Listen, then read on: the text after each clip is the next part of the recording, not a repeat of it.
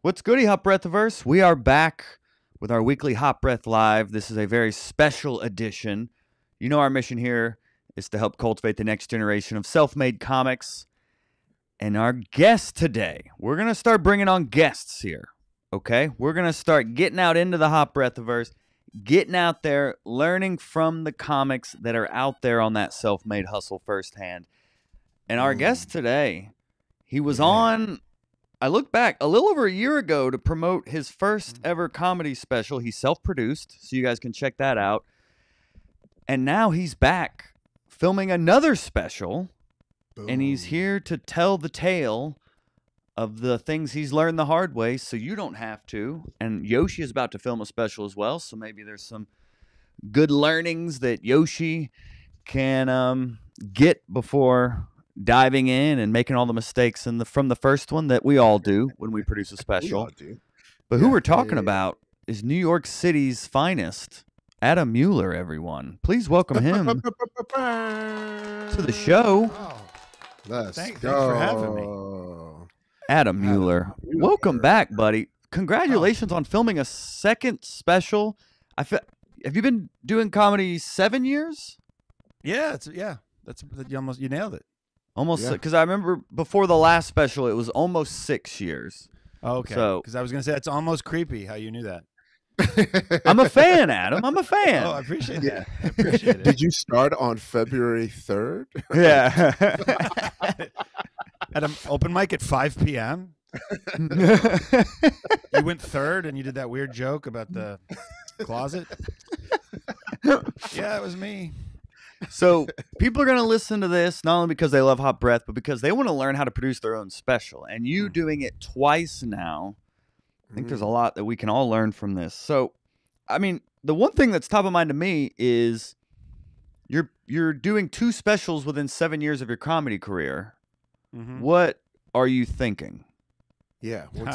What's going through your mind? That's a great question, right? Because what's the strategy behind that thought there, Adam? Because if I'd never done the first one, right, then the second one could have in theory been that much better, I suppose. If you take 2 hours of material and you cut it down to the best hour, it's going to be better. But look, I think I got so much out of the first one. We talked about it a year ago. I got very lucky that it came out as well as it did from a production standpoint. You know, the jokes I was proud enough to make public in that way. And initially when I committed to the first one, I was like, the worst case is I just get a bunch of, Instagram clips. And then it turned into something much more significant. And also started, and something that actually, it's fun when you sort of pivot in comedy and you start getting paid for some of this hard work. So being able to, say that one more time. Say that part. Because the audio version of that first special is now on Sirius. So, there starts to be multiple avenues to kind of recoup some of this effort you've put in. For sure. And I'd cut so much out of the first one that, a year later I was like, oh, there's enough. You keep writing every day. You have the stuff you cut out of the first one or that didn't quite get over the finish line in time. You're like, there's enough for a second one. And I'm very productive when I put a flag in the ground and say, if I'm not ready by this date, I will embarrass myself. It really helps me get stuff done. Yeah. But the idea of like doing a second one instead of holding off was, I felt like I had the material. I felt like it would be 50% better than the first one, which was kind of an important sort of theoretical concept to me, because there's no point in doing one that's exactly, if you're not improving, something's gone wrong, especially in like the actual product that you put out for everyone to see. And I wanted to just have more out there, more ways, more things for people to watch, more clips, more tracks on Sirius XM, more YouTube views, etc. Yeah. And I also I think it's become very, very hard to burn material as well. So I'm not worried about it being out there, if that makes sense. That wasn't a concern. Gotcha. Yeah. So you're on a content quest. That's You So figure, that's what I was gonna say. So it's interesting. It used to, and this is, and I'm asking you this because literally this past weekend I worked with a comedian in San Francisco named Helen Chu, who's hilarious. Been doing it like 6 years, and she was talking about to film a special.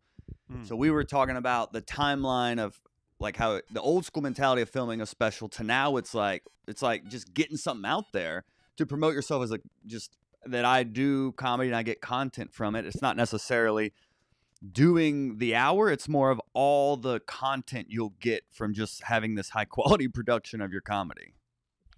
Yeah, and it's sort of like a proof of concept of yourself as a comedian because, look, it's become increasingly difficult. Well, we could argue this. We could debate this. It's become increasingly difficult to get, say, like a late night set. There's less late night shows. It feels like several of them don't really put comics on that often. yeah. And so that as sort of as a sort of proof of concept that you're funny enough to get booked by people, it's trickier to get that.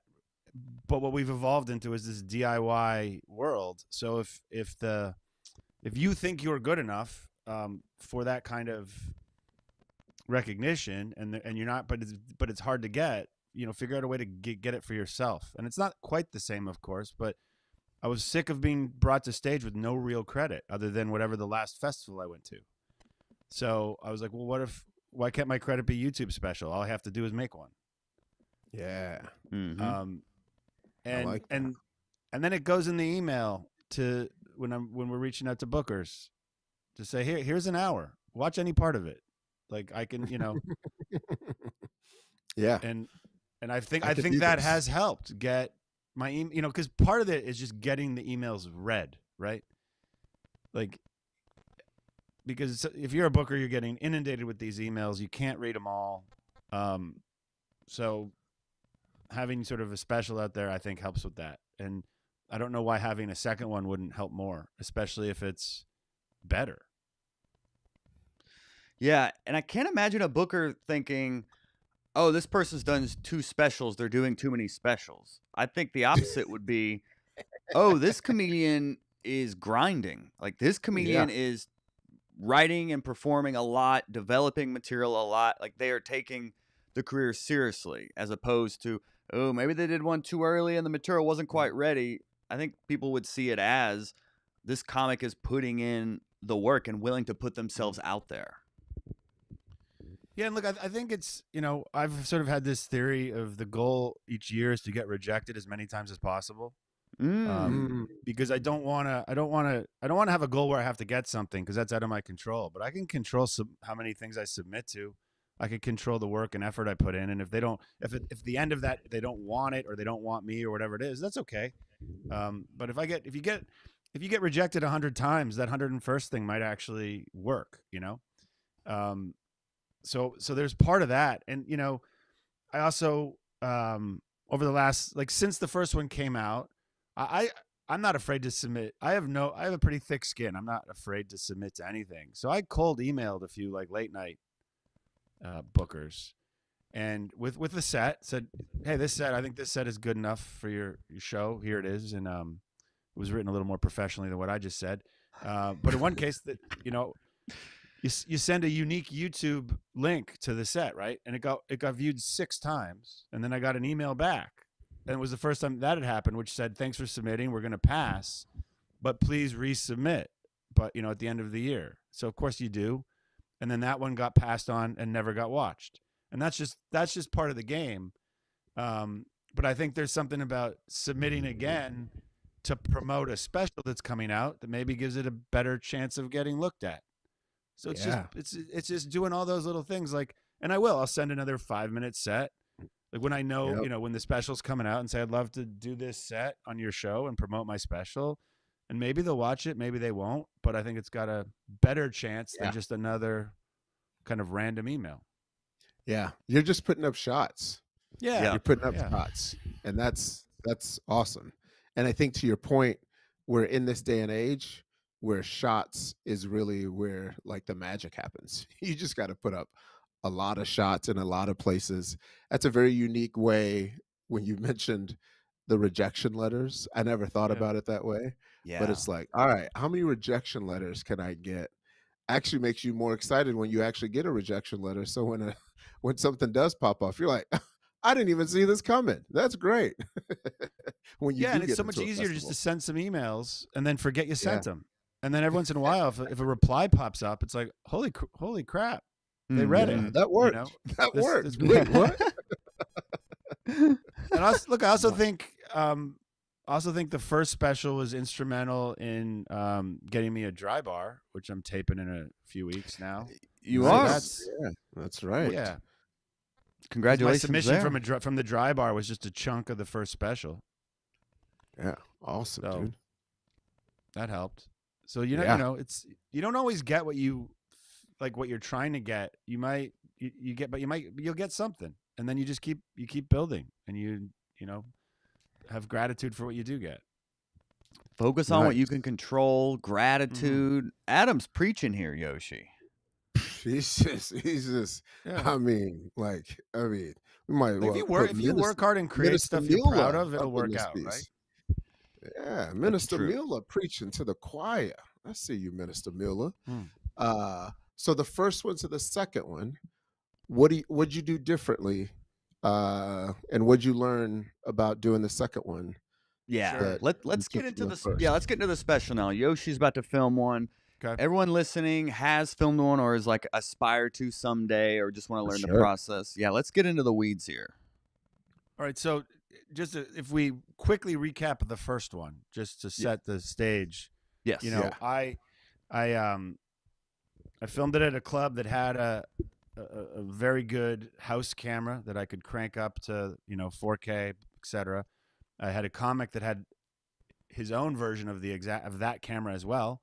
So now I had two great cameras, and then instead of hiring a film crew, I bought myself a nice camera for the third main camera, and then found some cheap cameras lying around, found some Zoom recorders, put them all over the room, and hoped for the best. And 10 minutes before I was on stage, I was still fiddling with equipment. Right? That's not how to do it. That's. I mean, that's not how to do it, but it got you a It dry worked, bar. but Yep.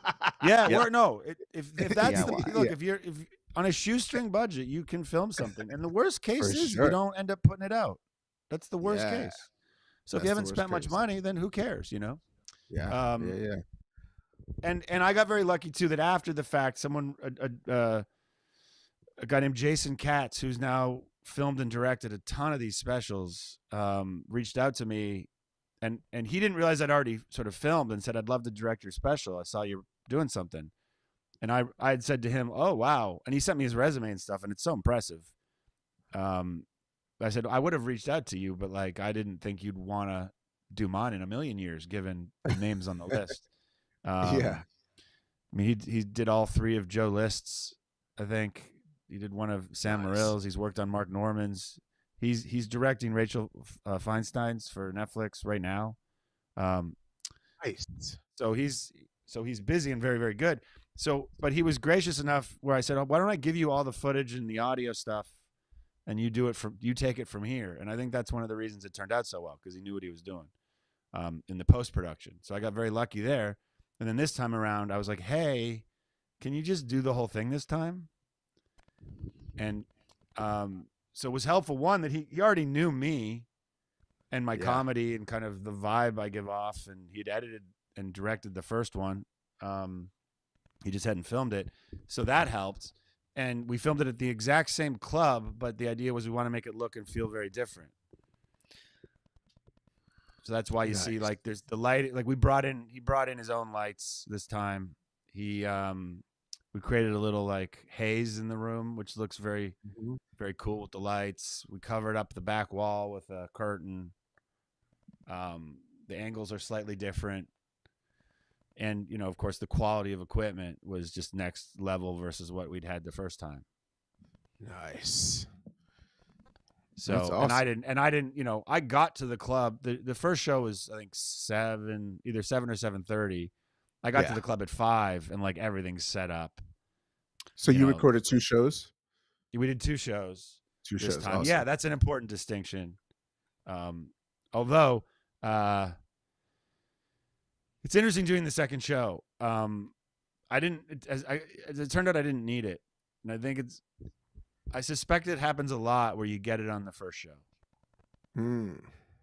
because it's like, especially, the first show's like 7 or 7:30. The second show's 9:30. It's later. The first show was pretty much sold out. The second show wasn't quite as full. Yeah. It was a Thursday night, so people still have to work the next day. They're a little tired at the late show. And I was tired because I'd just done it. And what we did is like, and I ran the set and then stayed up there and we did some pickups, repeated some jokes. We did some other stuff. And when I was on stage probably for like 90 minutes on that first show. And when I got off, I was like, hey, I think we got it. Should we just cancel the late show?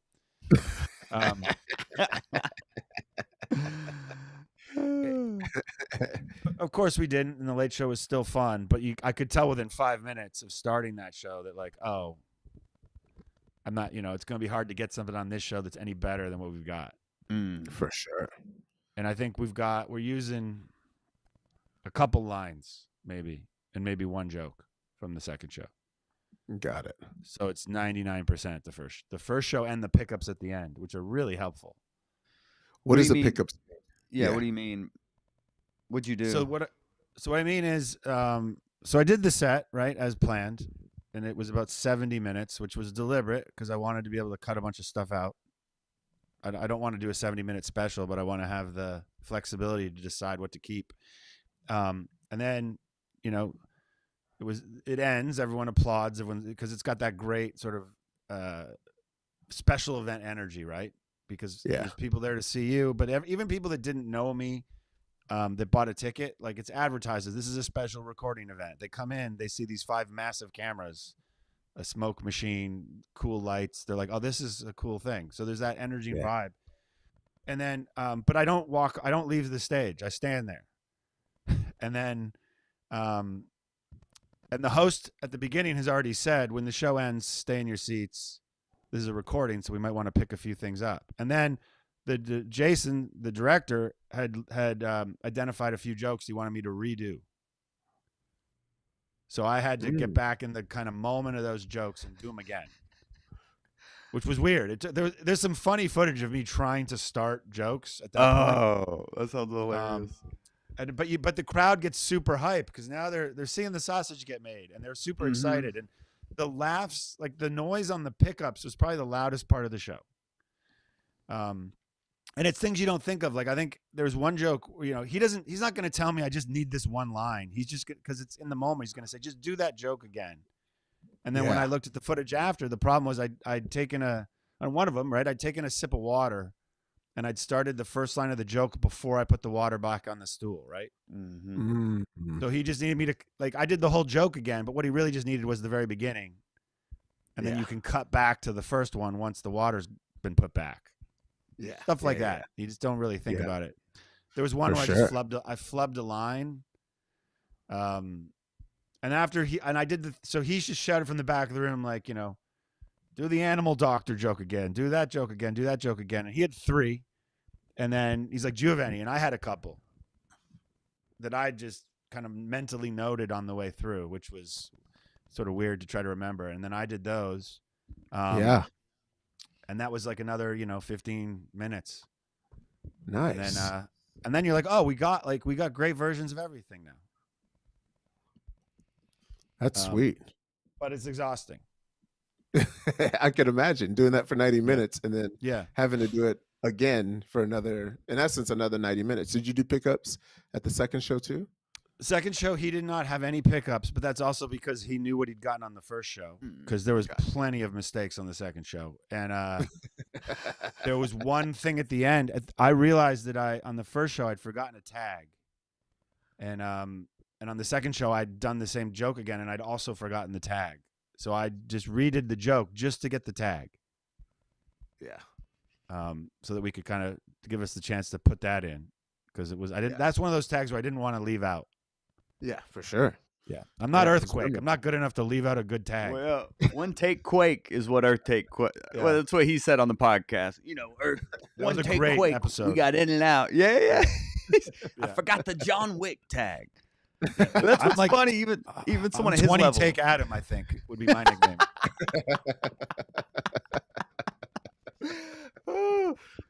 Yeah, that's really cool. I've heard of pickups in like, TV shows and acting and things like that, but it was interesting to hear that on a comedy special. So I was curious to hear what Yep. you would actually trying to reshoot there. So yeah, that's Yeah, cool. and then they film me a few times, like walking onto stage. Like we did a few like fake walk-ups and leaving the stage and stuff, just to get Mhm. as much footage as they could. Because the more you get, the more flexibility you have, just in case you need it. You learned that from the first one too. Yeah, absolutely. Because the last thing you want to do is have to cut something just because you didn't quite get the right stuff on tape when you know it's a good joke and it fits in that sort of set of material that because you don't necessarily want to save it for the next one, kind of thing. For sure. And on the second show, I was pretty loose, so I threw in some stuff I hadn't done on the first show. I was just like, "Oh, let's go for it. I'll do this other chunk," because who knows? Yeah. And we're not going to end up, we'll bump that to the 8th special at this point. But He's gonna film another one in 6 months. Everyone, don't worry. Another one. Yeah, he's like the DJ Khaled of comedy. Another one. You must be just like writing all the time, performing all the time, like to just develop an hour of talking on stage in a year is, that's no easy feat at any level of this game. So like going from the first to the second, how were you able to develop this so quickly, besides your experience so much in the Hot Breath Right 10 Club and being a winner of our Right 10 contest we would do during the pandemic. So, besides all that, how are you able to develop stuff so fast and feel confident enough to put besides this on knowing wax? us as your comedy brethren? Well, the new hour was just 10 Right 10 contest sets back to back to back. And, so that's pretty legit, actually. That's not a terrible way That'd be a fun to put together a special. Every joke to is be just honest, the word like of the day. Oh, traffic. Yeah. I got a new one, guys. There were a couple kind of like core jokes that I missed on the first one, and not deliberately. Like I just ran out of time and forgot, and I only had the one show, and there was no one kind of directing that could be like, "Hey, you forgot to do that joke," I mean, I actually did do a few pickups the first time on the first special. There was actually someone in the audience, a comic, who a good friend of mine, who shouted out at the end of the show, "You forgot the skydiving joke." Do the skydive, and then I did it, and it's in there. And if you see me do the joke, I kind of point at him when I start it, like, "Thanks for reminding me." That's funny. So there was a little bit of that on the first one, but there wasn't like a director who's like, "Here are the things you need to redo," or "Here's what you missed." So there was a couple like jokes, like two of my favorite jokes that I just missed, so I already had that for the second one, and then there was a bunch of stuff. I'm gonna guess like 20 to 30% of the special, the second special was written, at least in its like 80-90% of the way there before I filmed the first one. So it's not like it was all new material that was generated post filming of the first special. Gotcha. And like, in theory, the third one has started the same way. There's still a bunch of stuff that didn't make the second one, and you start with that and you kind of keep going. And so it's not all unique material that was written in a year. It was stuff that's it was also like extensions of certain themes from the first one. Yeah. So are you already planning on a third?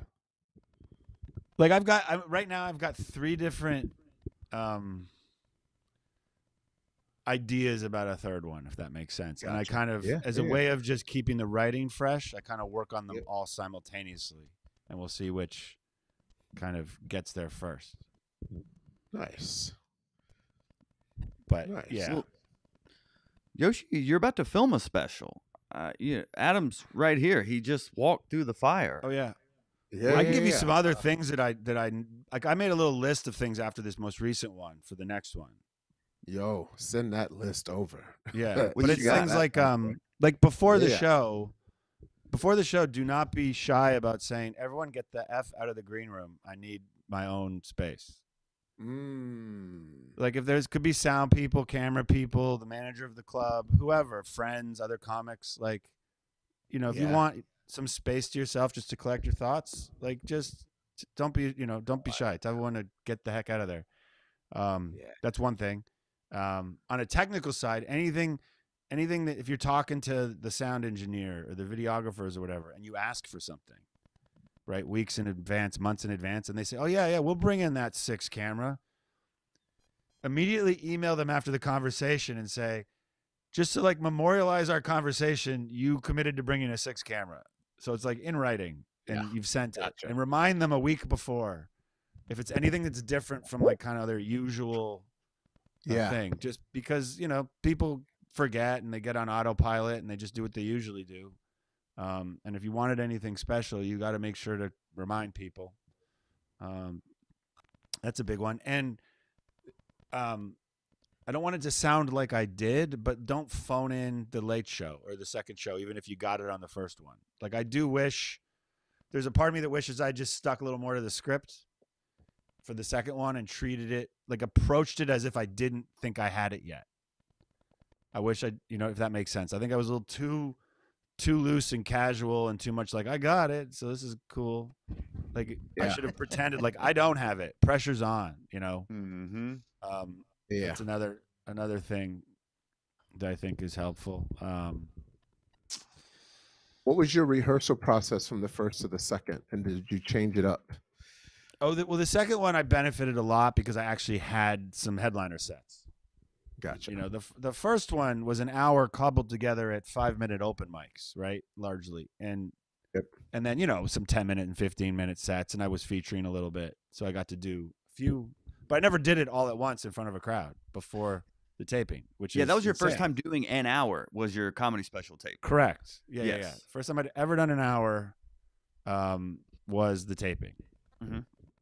Which is, an interesting approach and not anything I would recommend. But it was, that's the situation I was in. So this time I had, 4 or 5 headliner sets in the few months leading up to it, where I, did most of it.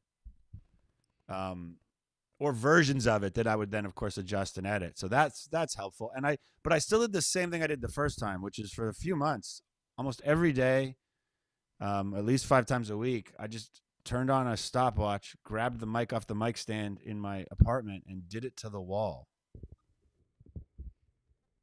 And I found that really helped just get it in my head. And I also would riff to myself, and I came up with tags. I wrote there's a couple jokes in there that were written in the weeks leading up to the taping that were just me riffing in my living room as I did it, and was like, oh, that's funny. And that's a fun way to get from, this point to that point. I'll put that in. Yeah. And I found that incredibly helpful. And I still do that now. It's just a way of writing as well. Just, I got like a half finished joke, just grab the mic and pretend I'm doing it and see what comes out. There's something about actually speaking out loud that's so different than thinking in your head. For sure. Of course. Talking is writing as well. Like just trying to talk out a joke. I mean, that's Mark Norman. That's what he said on the podcast, is how he writes. He just walks around a hotel room like a crazy man, just saying his jokes out loud.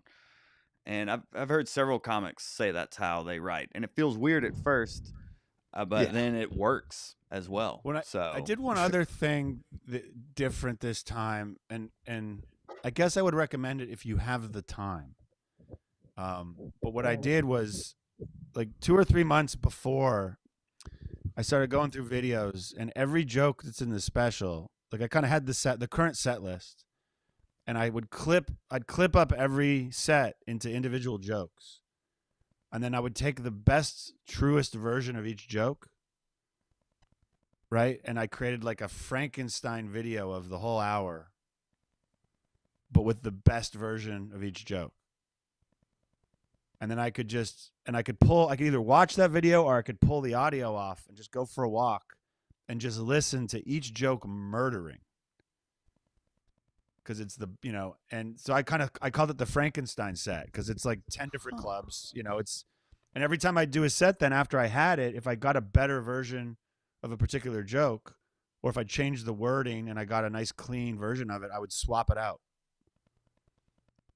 And I just kept listening to that as well. That takes a little time, but it's interesting. And then it helps you with the timing too.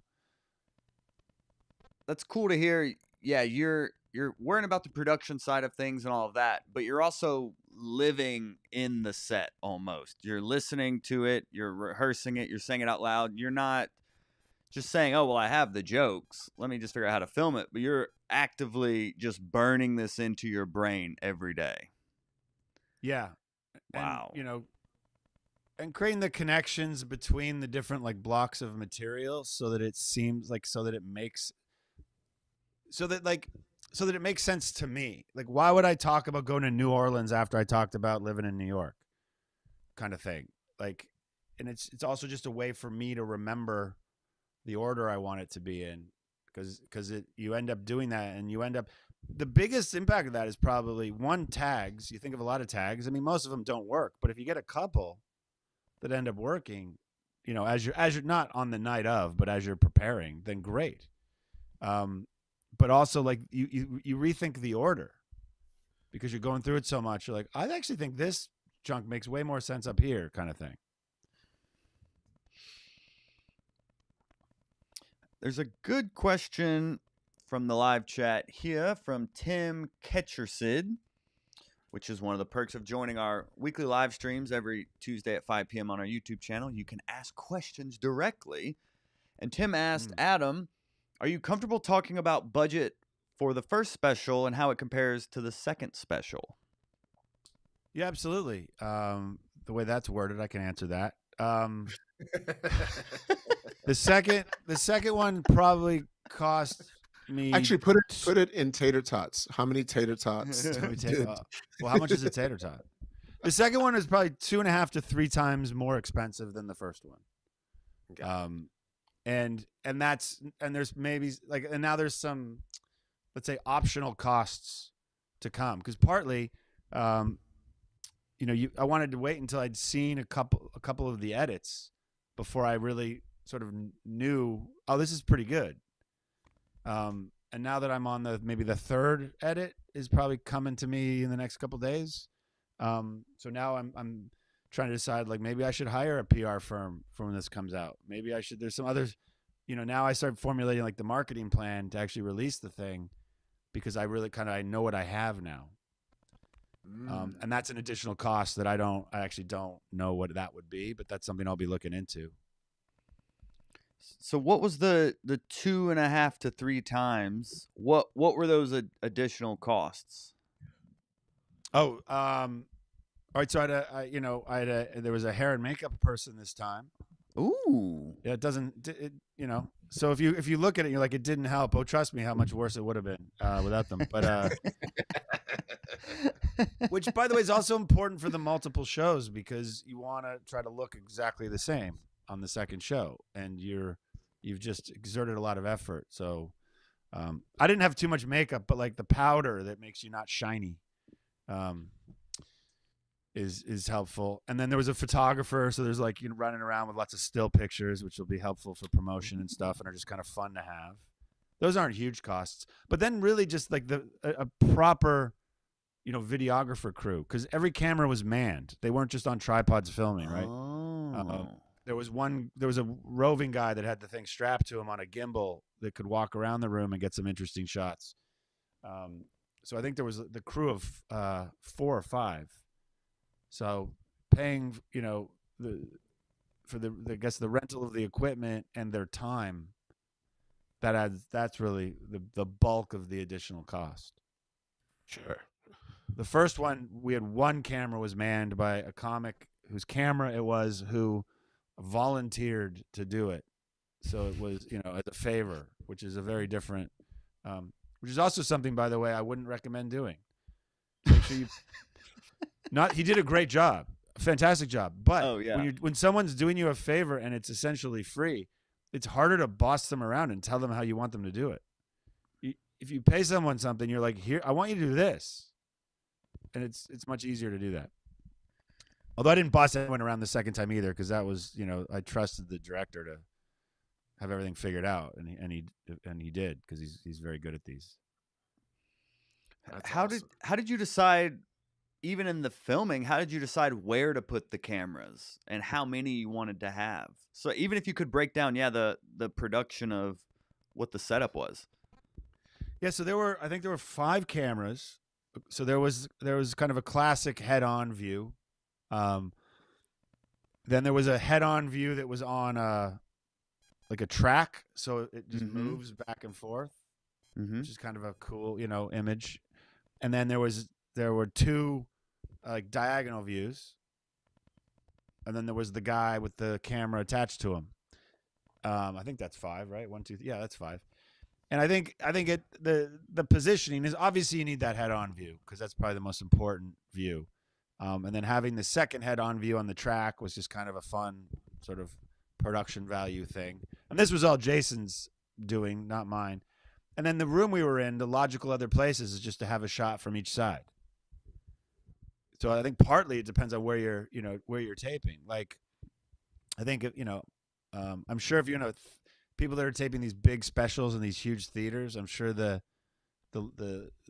where you put the cameras is probably a very different thought process than in a sort of typical rectangular club. Yeah. Where the How stage big? is How on many the long people end, were so- in your audience, or how did y'all fill the Yeah. audience versus fill the crew? Well, Like, how'd y'all the think room about that? seats, yeah, the room seats about 100 people, but we probably lost 15-ish seats because of the cameras.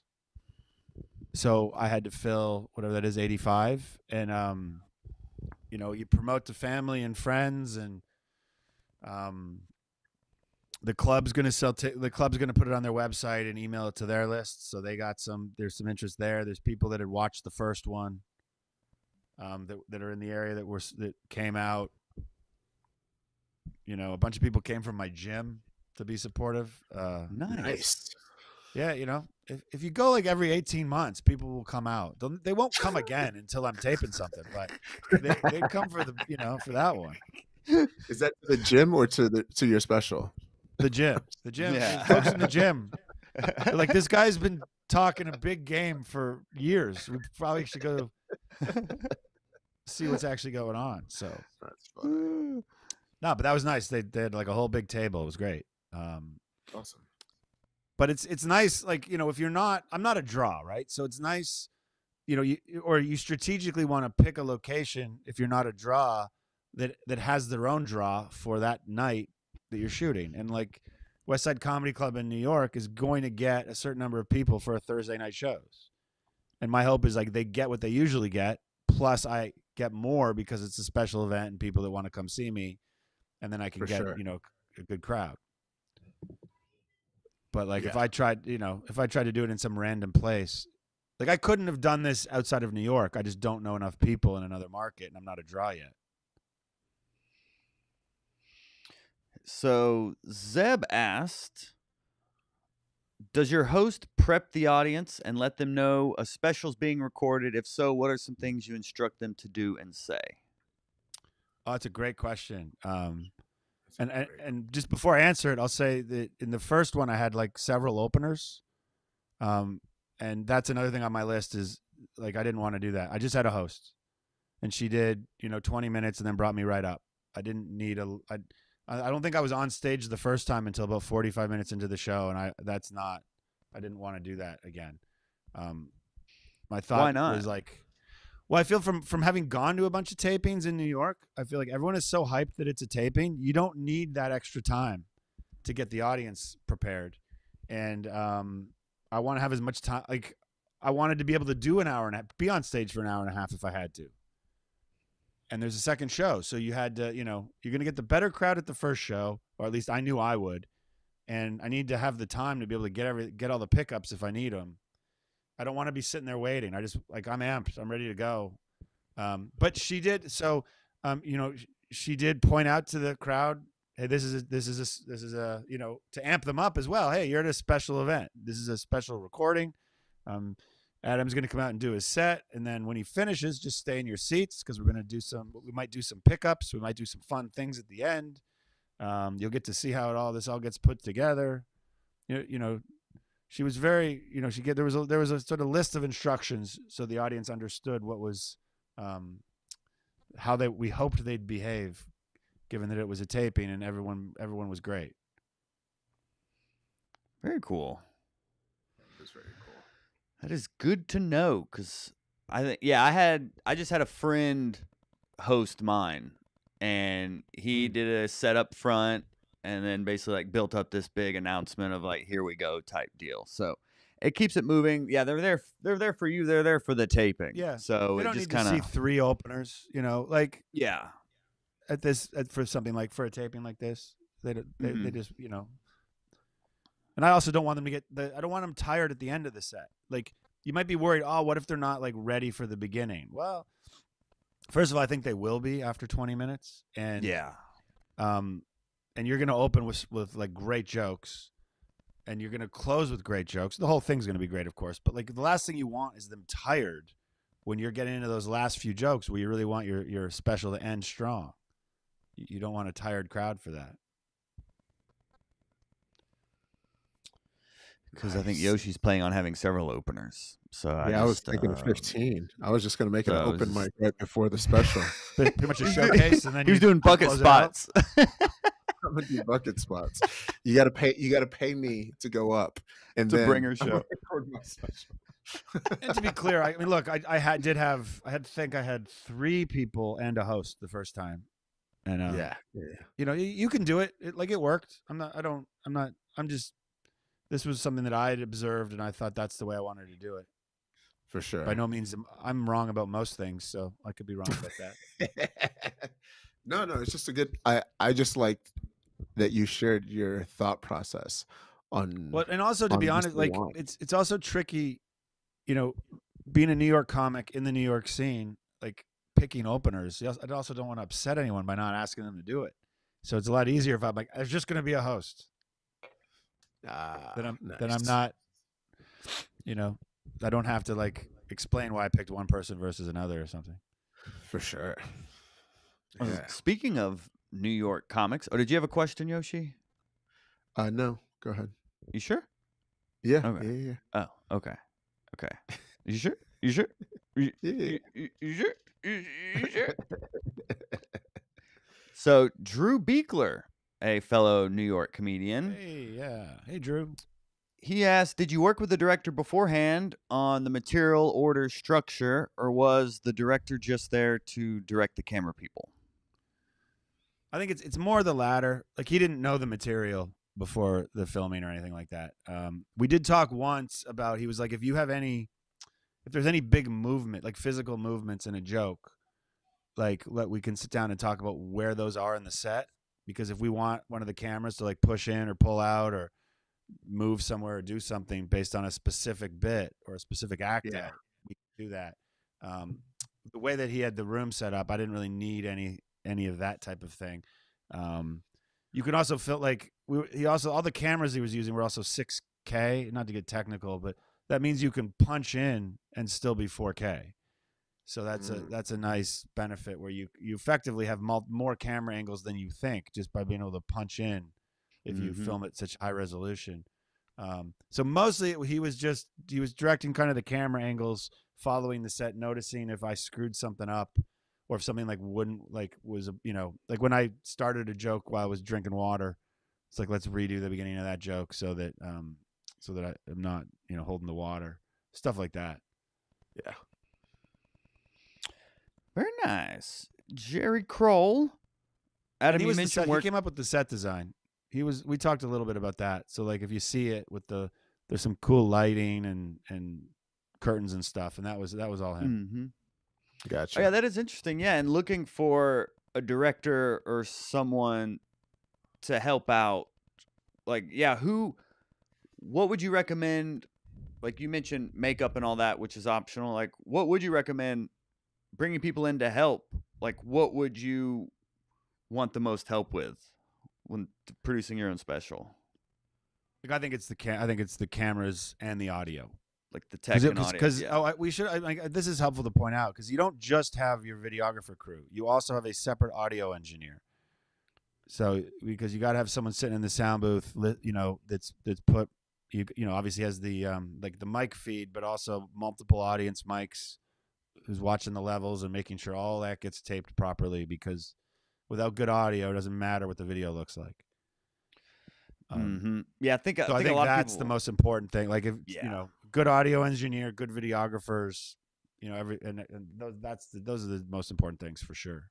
Yeah, don't put it all on one person to do everything.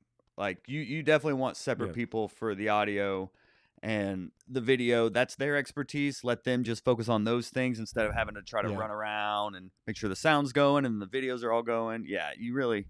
Yeah, You and don't if wanna your video cram it. people know sound engineers that they've worked with in the past, that's great. Mhm. But like, so I knew a sound engineer that had done he had recorded several other specials that's in that same room, and I'd met him before. I'd been at a special taping where he was the sound engineer. I'd heard the output, so I was like, he knows how this room works from an audio perspective, so he's the right guy to do it. Awesome. So And you the hired him director knew all, separately? like all the other people were through the director.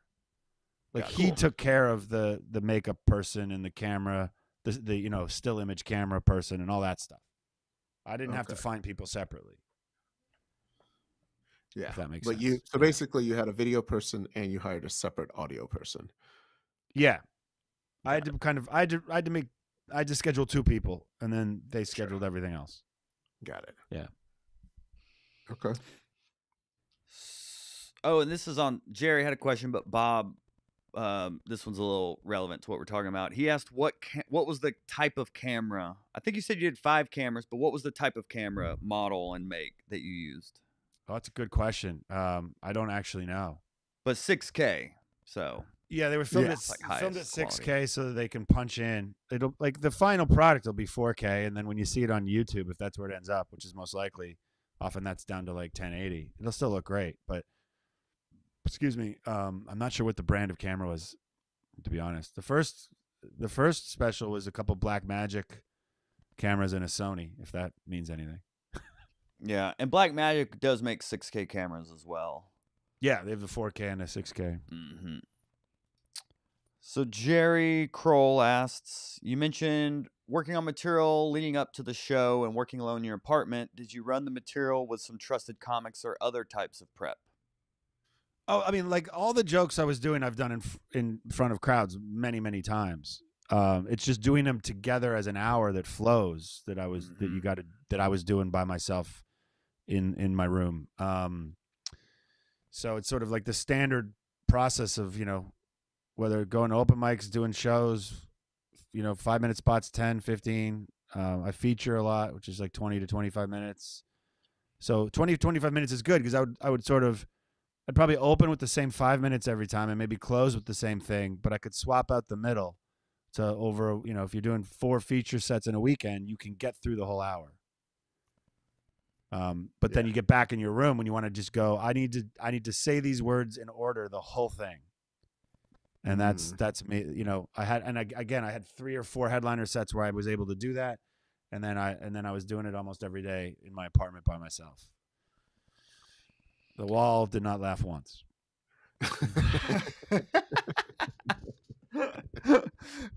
So you I mentioned was hoping earlier for some chuckles from a neighbor through an air vent or something, but nothing. Oh, Adam's doing that one again. He's like, nice tag, Adam. Yeah. Don't forget the airport bit. Yeah. Yeah. You forgot the skydiving one last time. Yeah. And how, I think this is something comics are maybe thinking as they heard you say at the beginning, but how did you get your stuff on Sirius? Oh, so the thing about Sirius, I think Sirius has changed over the last, I don't know, 3 to 5 years, because it feels like it used to be that anyone, if you had the sort of album quality audio, could just kind of submit something to them. Now you do need to go through a label, is my understanding. So what I did was, and this was a while after it had been out on YouTube, the World Series of Comedy, which is the festival where that's where I don't know if it's where I met you, Yoshi, if it was through there or through Hot Breath. It's probably both, but they have we saw each other at the World Series. Yeah. And they have a record label now, and they've done a few compilation albums from their festival, which is actually a really cool thing. If you do the festival and the set goes well, you might end up being asked if you want to be on one of their compilation albums. But I said, hey, would you guys want to produce the audio of my special? And they said, absolutely. And did the sort of back end work to get that all prepped and sent to Sirius. Nice. And then you guys you have like a split agreement on like the spins. Yeah. There's pretty standard revenue splits, and it's all very easy to do once it's done. And you split it into tracks. You name the tracks. Mm-hmm. And there's a lot of like metadata that they need, like keywords and stuff, and that's the label takes care of a lot of that, and then you wait and hope they accept it, and they did. Yeah, it's a great way to make just that mailbox money. Just every month you get a check from that stuff. It's very nice. Yeah, and I've gotten one email that said, "Hey, I heard you on Sirius." So I'll probably get about 5 or 10 cents coming to me soon. Ooh-wee. Yeah, those are good feelings. Hopefully that's not the only time they've played a track, but we'll see. And the last thing I wanted to bring up is the promotion side, because you had mentioned maybe hiring a PR firm for this one. I know in the first one you talked about you DM'd all the followers of the comedy club you filmed at, saying, "Hey, basically here's the special." Basically, yeah, you had a whole. We talk about it all in the first episode we did together about that special, but basically that was just a unique way to promote it. So I'm curious where you're thinking on how you can uniquely promote this one. Well, I have about 5 or 6 times more YouTube subscribers now than I did when the first one came out. So hopefully that helps a little bit. Nice. And then there's other people that have commented on the first one. Like I imagine I can go into those comments and be like, "Hey, the second one's out. If you want to shit on that one too, feel free." And then probably follow a similar thing to the first one, which is start DMing through in some sort of logical way and sequence people that might be interested, and try to drum up some interest that way.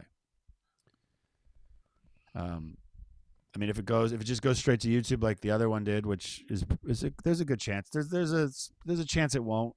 That it'll go through some other distributor, but I think that would be the way I would do. I'd probably replicate the same thing and hope that it works better, because there's more, a bigger subscriber base.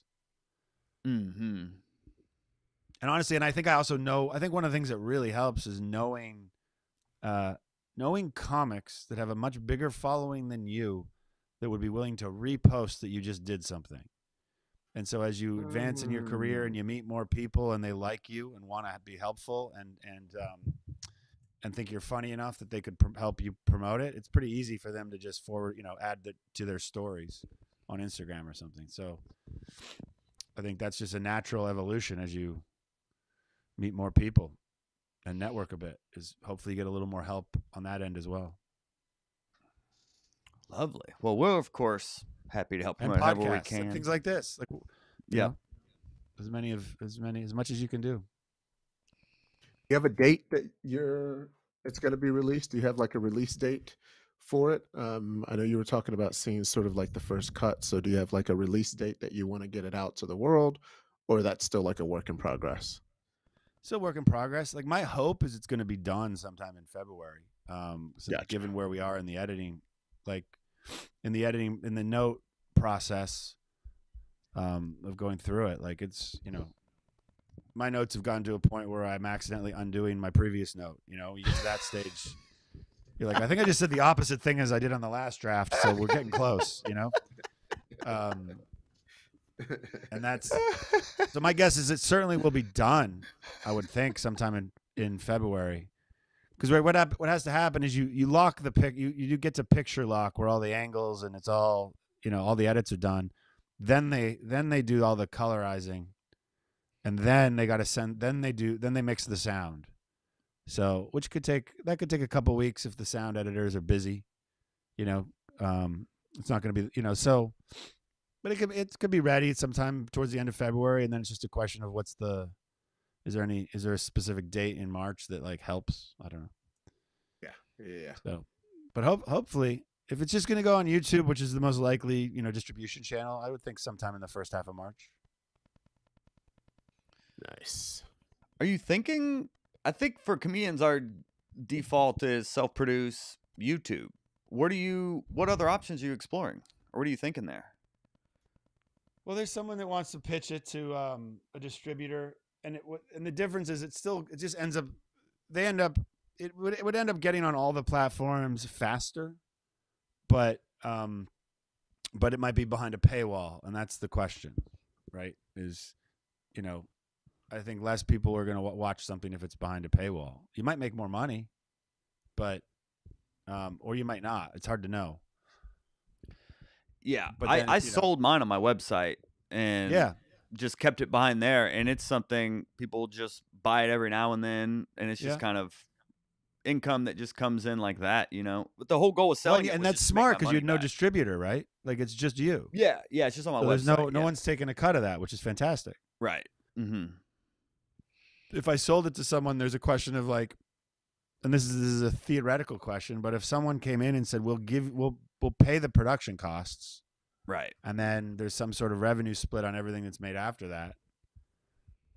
So day one, I'm now even. Yeah. That's an interesting proposition that I would have to think about. And then I have to decide, do I want to keep complete control over it and get paid way less, or do I want to take all the risk off the table? Yeah. What was your thought process with your first one? No effort was made to sell that first one to anyone because I just didn't think anyone would want it. I mean, to be honest, like if I had to guess when that first one came out, like if we go back in time, I would have been like, if a few thousand people watch this thing, that'll be amazing. And it's at 140,000, so yep. You never know. And I think it was better than it came out better than I thought it could. It was, I mean, it was a huge step function in me as a comedian, just in terms of confidence. Cause like, oh man, I did that and it's not bad. That's, now let's move forward from here. That creates a new like baseline. And I think that really propelled my, that's very motivating. You just don't want to start writing it and I felt the same way after this second one. I taped on December 7th, and December 8th, I was like, when can I tape again? That was so much fun. That's awesome. Yeah. That's legit, dude. And, and then I wrote a bunch of new jokes and they all bombed, and I was like, it's going to be a while. Well, do you have any closing advice or takeaways about producing your own special for fellow comedians out there? Yeah, see, look, I think there's an element of stress to it, but it's also like it's a really fun process to go through. And I kind of like the whole creative process from beginning to end. So for me, it's very fun to see even like the post-production and the editing and giving the notes. It's all, for me, it's all part of that creative process, and I enjoy it. And there's also nothing better than like a special recording event and that the hype of the audience. It's very, very fun. So I would say to anyone, like, if you're ready and you have the material, by all means do it. And the other thing is, and I think this is actually probably the most important thing I can say, is you don't have to do an hour. Like if you have a killer 20 minutes and you want to create something, find two other comics that have killer 20s as well. Book a club, do 2 shows, hire the cameraman, and do it professionally. But now you got 3 people promoting and bringing in an audience. Flip the order, the first show versus the late show, because there's nothing. A 20-minute special that kicks ass is great, and that's fantastic. There's no reason you got to be like, I got 20 great minutes that I want to put on tape, but I need to wait until I have another 40. No, you don't. You could do I think no one's watching an hour special. Very few people are watching from beginning to end, unless it's like Dave Chappelle or Bill Burr. Like even when I watch stuff, it's 15, 20-minute increments, and then I go back to it later, and I go, maybe it's 2 and that same thing on YouTube. People are bouncing around. There's nothing wrong with a good 20, 30-minute special, and you can team up with people and split the costs. That's a really good idea. I don't think yeah. That's a really good idea. And if you don't care that's about what the Dry video, Bar does. yeah, if you don't care about the video as much, if you just like, I got a great 20 minutes I'd love to have on Sirius XM, then you just need an audio engineer, and it's not even that expensive, especially if you split it with a few other people. So, very, very doable. Look at Adam dropping gems. Gems. Damn.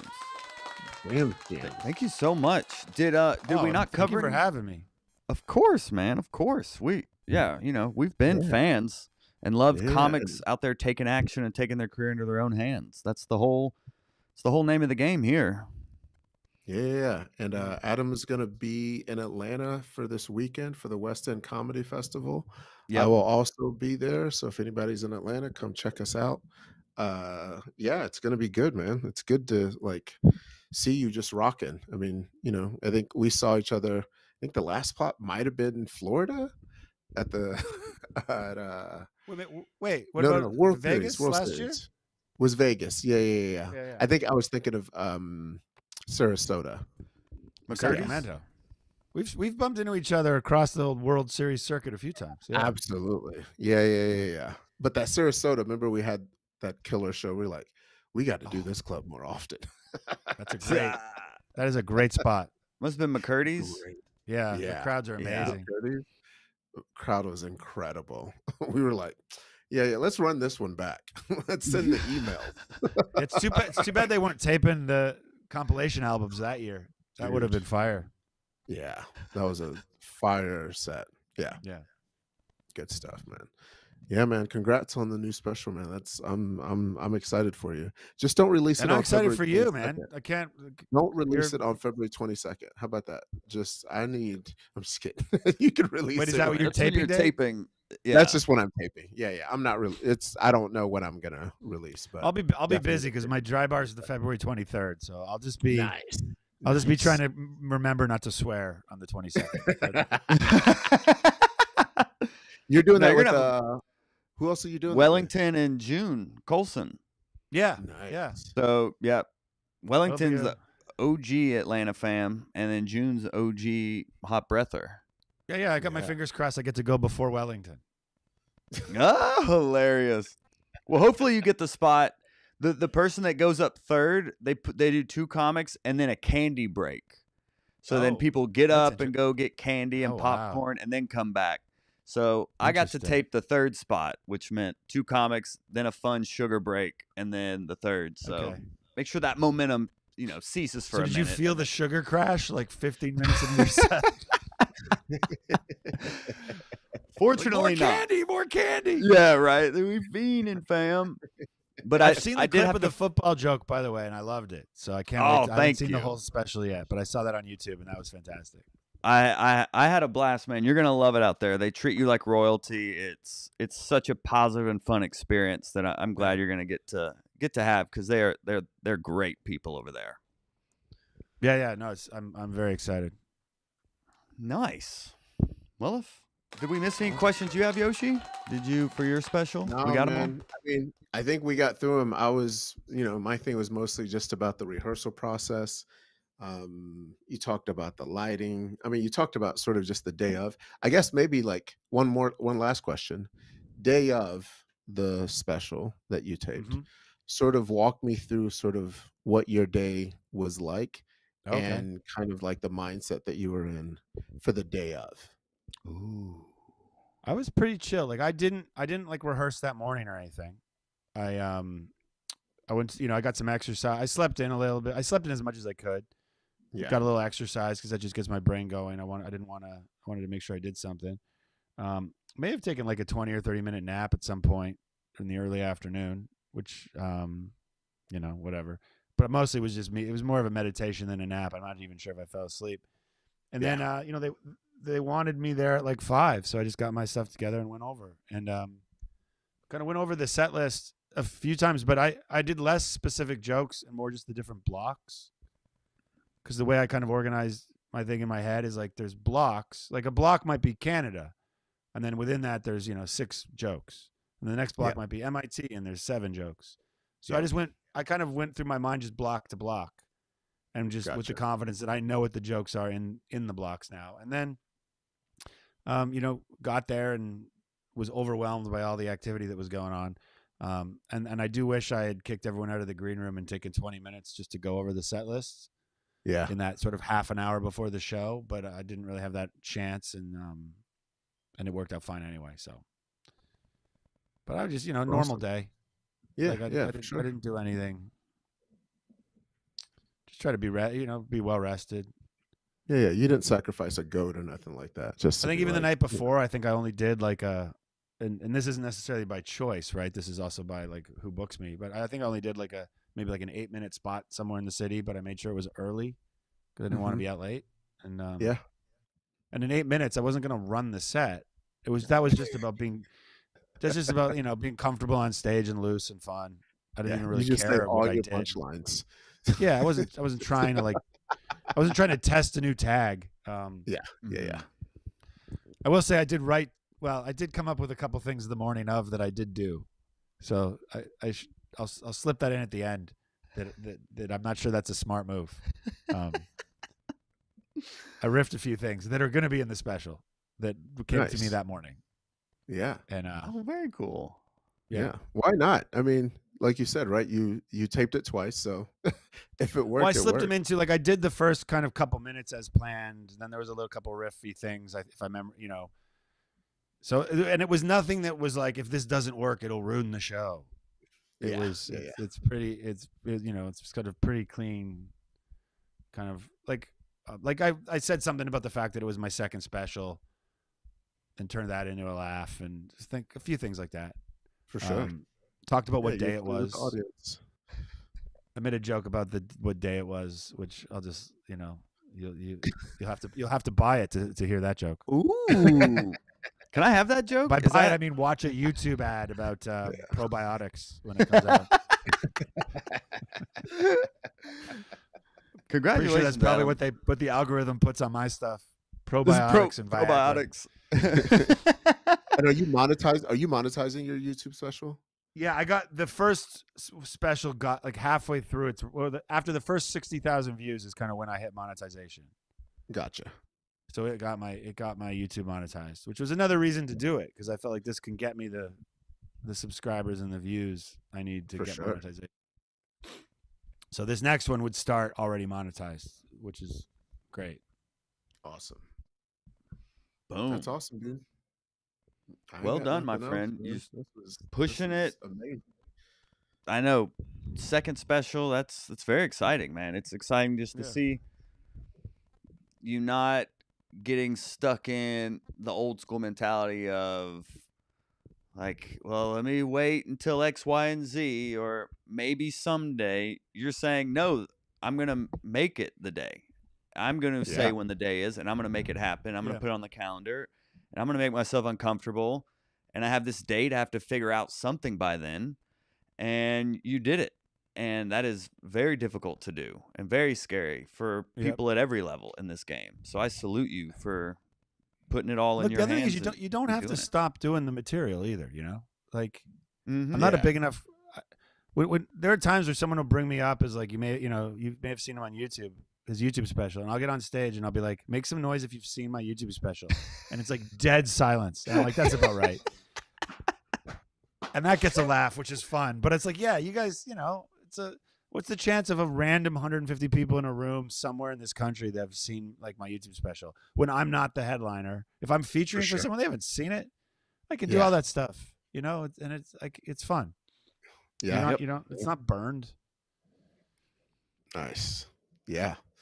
That's a good, fun reminder that I think me and Joel have talked about this year when I was thinking about my special. I was like, at this point, who cares? No one knows who I am. Like maybe in the city, but outside the city. I don't think you can burn material until you're selling tickets. I think if a club is selling like 50% of the room because they're your fans, then you just have to start assuming they've seen your stuff. But until then, for sure.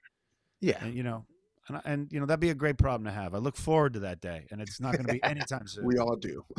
Yep. Yeah, absolutely. Well, we appreciate your time, Adam, and No, I of course, appreciate you having me. we'll Yeah, be Appreciate you seeing you letting me this weekend hijack in your Tuesday ATL as Q&A. well. yeah. Come through. It's good to know that you'll be in town, although I did not give you the same courtesy, so my bad. That one's on me. That one's on No me. worries. But I'm coming Glad back, you had a man. good trip. That place was magical. Just the Good, amount of good. shows were just like incredible. Lots of good stuff. And I think that's the other thing. I like doing that. We did like 4 days, and it Mhm. was just good just to run into like so many comics, but Oh, for also sure. like watch that much talent in New York. Mm. Dude, New York comedy, special. Yeah. You guys got like Oh there's yeah, that's people. Mecca. Yeah. I mean, I think I was fortunate to be on showcase shows where Mm. a lot of the people, like I'm looking at every single person, everyone I connected with on the shows, and I'm looking at their Instagram IGs. Every single person, I don't think I met a single person that had like less than 20,000 followers. Like Oh, legit. wow. Yeah. Legit just heavy hitters doing something, whether it be TikTok or Instagram or YouTube, whatever, but they're doing something. So Mm. that was kind of fun to like watch that kind of work in Oh, for that sure. 4 day span. Yeah. Well, where can people follow you or reach out with questions if they have any, Adam? At Adam.Muller on Instagram is probably the best, and you can certainly DM me on there. And then the YouTube channel is Adam Muller Comedy. So if you're not subscribed, please subscribe, because that's probably where the special will turn up. Please And subscribe. you can always watch. And please subscribe. Pretty please with a cherry on top.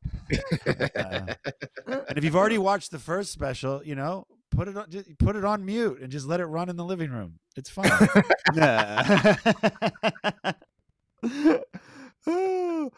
Well, what about you, Yoshi? Where people follow you? Follow me on DJ Yoshi on Instagram and Yoshi So on TikTok. I'm starting to get on TikTok. I'm not there like fully there yet, but I'm starting. I'm dipping my toe in. My kids have to teach me how to do it, so I'm making it work. And then special dates are all up on yoshi.com, yoshee.com. Beautiful. And y'all can follow me at Joel Byers Comedy, and we can also connect at Hot Breath Pod on all social media. Go join our Facebook group where you can connect with all three of us and write jokes together. And join our Patreon if you enjoy all this free education. All of it. And we'll see y'all next Tuesday for this live stream again on YouTube. Bye, y'all. Peace.